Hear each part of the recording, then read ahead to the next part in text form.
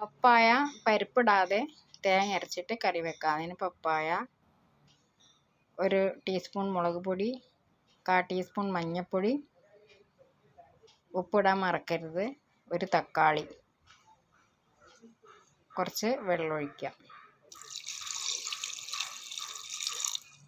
ഇത് നന്നായിട്ടൊന്ന് വേവിച്ചെടുക്കുക.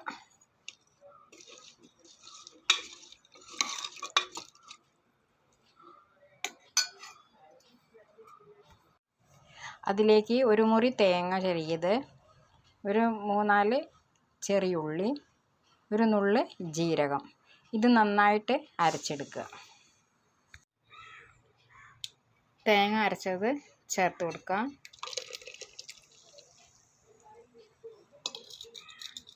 ചെറുതായിട്ടൊന്ന് തിളപ്പിച്ചെടുക്കുക. വറവിട്ട് കൊടുക്കുക.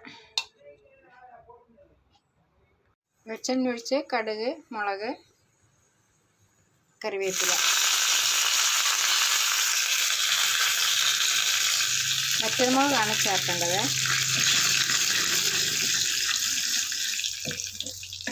നന്നായിട്ട് മൂപ്പിച്ചിട്ട് കറിയിലേക്ക് ഒഴിച്ചു കൊടുക്കുക.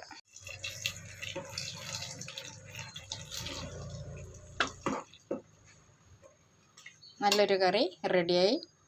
Thank you.